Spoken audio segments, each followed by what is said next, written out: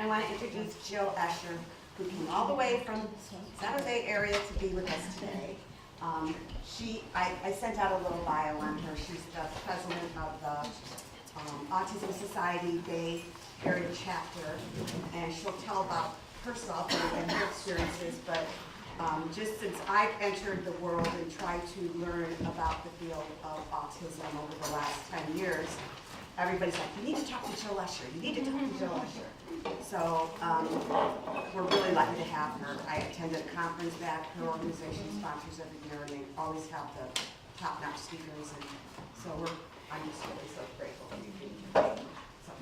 Thank you, Kathy. Hi, everyone. It's good to meet most of you over lunch, and it's great to be here. I will start off talking about myself a little bit, introducing myself.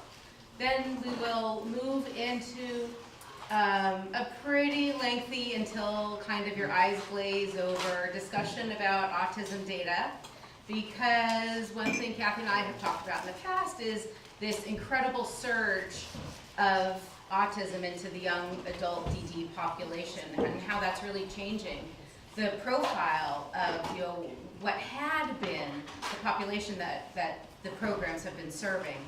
So I want to put some numbers on that, and you might already be familiar with them.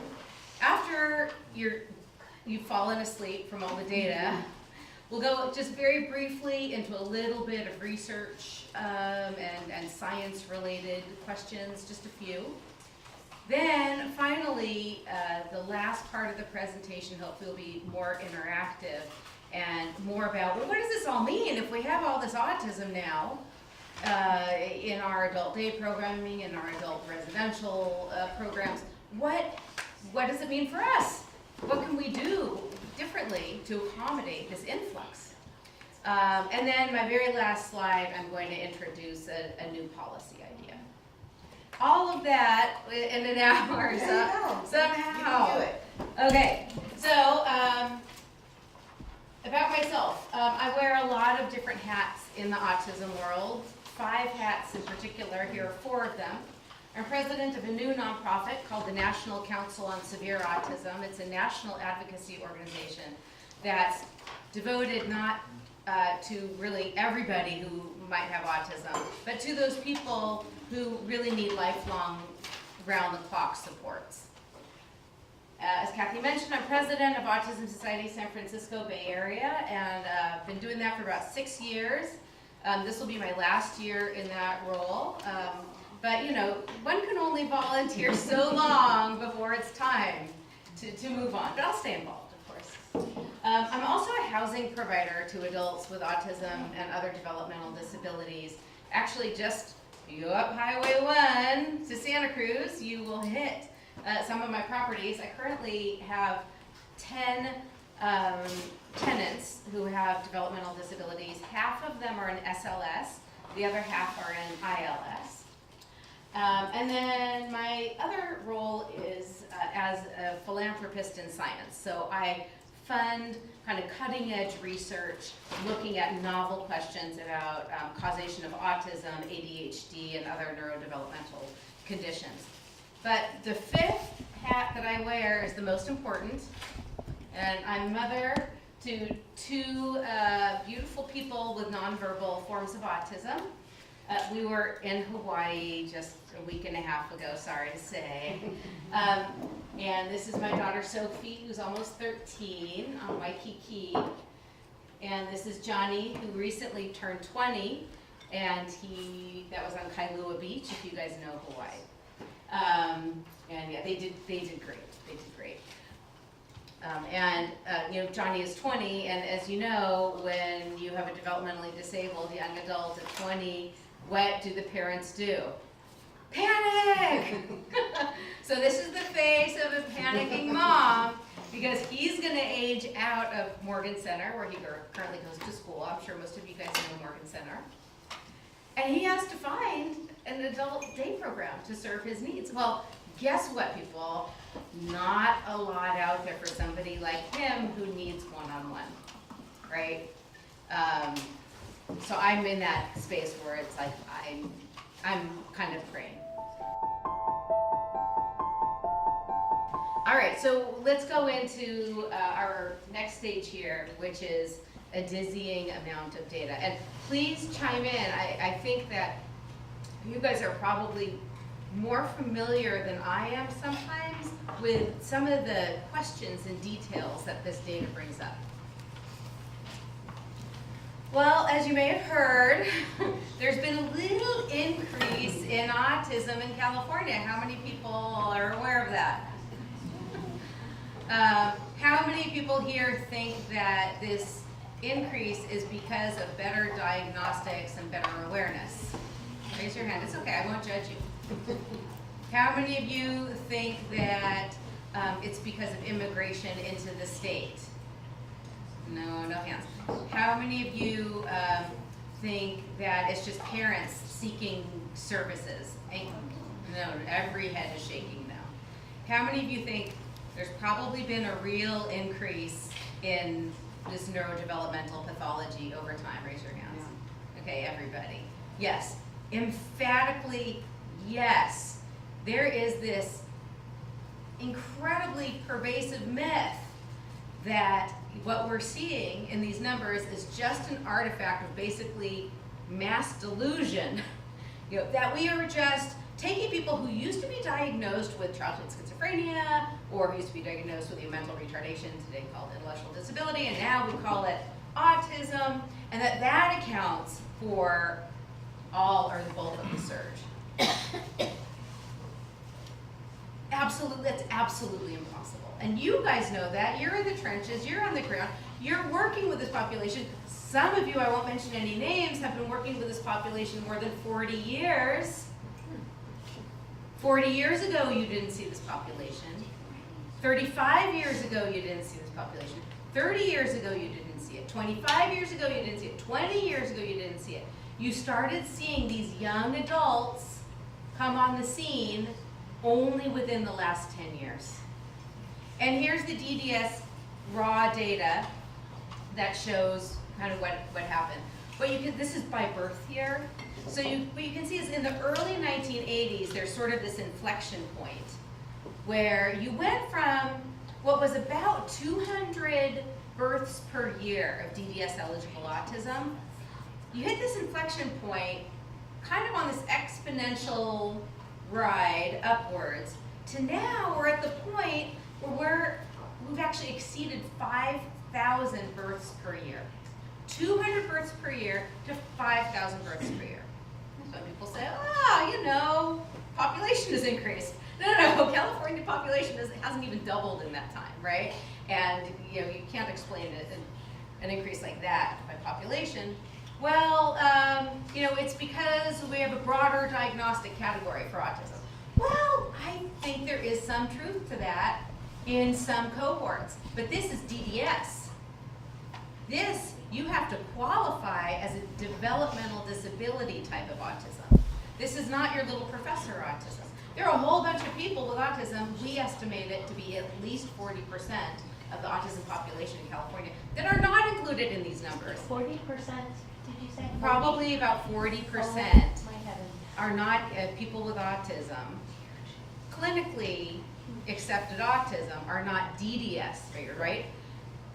The people at the regional center, I'm sure know, and you probably know, that they turn away a lot of people with autism, right? I didn't realize it was 40%. Well, I don't know if they turn away. I know, but I'm making a broad leap. And that figure is by comparing the DDS population to the educationally defined population, because the educationally defined population is broader. Okay. It's not a perfect, number. It's a proxy kind of number. But it gives you a ballpark sense. So this is what we are facing now. What we haven't done, I think, as a state is really come to terms with what this means over time. So now, I told I'm going to bore you. This is another, we're going to look at this data in different ways.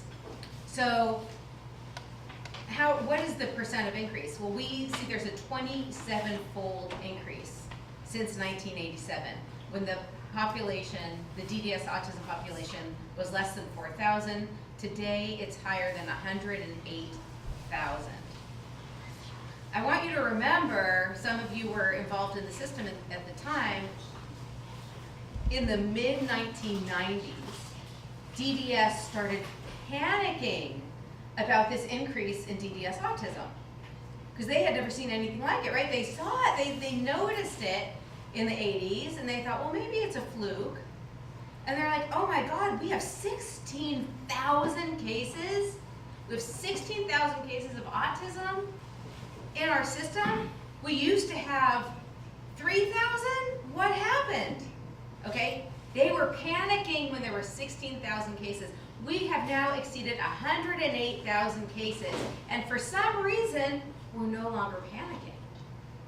Now, why is that? I don't know. We could probably talk for hours about the psychology of that and the politics of that. We should be in a state of mass panic about it, not only from a public health point of view, but from your point of view, from the social services point of view. How are we going to serve all these people? What does it mean? You guys probably read the DDS fact books that come out every year. This was the most recent one. And you can just see that, you know, the number of, this is just last 10 years, I think, that just within the last 10 years, we've almost tripled, actually, in that time. Here you can see, again, no matter how you cut the numbers, no matter how you look at it, you can't explain this stuff by diagnostics. So the autism only, again, you have this incredible suite. Well, the other categories have remained fairly stable with the number of intellectual disability cases slowly increasing. All right? So what you don't see is intellectual disability going down and autism going up. You don't see that. This is actually I should say, this is consumers with autism and another DD. So this isn't actually a perfect graphic to describe that phenomenon, but that phenomenon is also true. I didn't include that graphic, and I should have. All right, so now let's go to the Bay Area where you guys provide services. Again, the numbers are the same exact trend. From 190 cases in 1990 to 4,470 today in Alameda County. Same kind of increase in Contra Costa County and Santa Clara County, almost exactly the same actually. In San Mateo County, the same increases. The same mass delusion. We're all having this mass delusion together, all right? I mean, some of you were here and working in 1990, and the people you know, having worked now, you know, for more than 6 years with Autism Society, I've had the opportunity to speak with dozens of service providers, you know, people who used to work in the developmental centers, people who used to run programs like this, you know, people who worked in the schools, so many different people. And the old timers would all tell me the same thing. Back then, in 1990, or whenever, that is what the numbers actually looked like.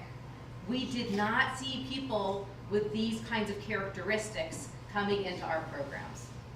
And I will not mention this particular individual who was very high up in DDS, but I was having a chat with this particular individual. And this person says to me, Jill, you don't understand. The people we used to routinely institutionalize were rocket scientists compared to the people coming into the system today. Okay, that was his way of saying, like, you have to be kidding. We didn't miss these people back then. We used to institutionalize people who were far more mildly affected than these autism cases coming into the system. And that is the absolute truth. It's a hard truth. It's a hard truth. All right, this one I'm not going to belabor, you know, too much. So this is also from the fact book, but you know, you can see again that the increase in the DDS system is largely attributable to the autism increase.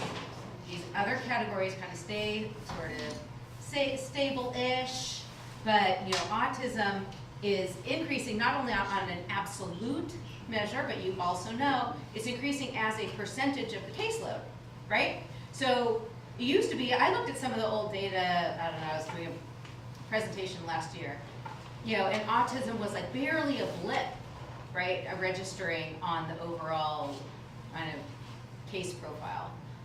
But now we're at 34% and is projected to be 50%, right, within maybe 5 years.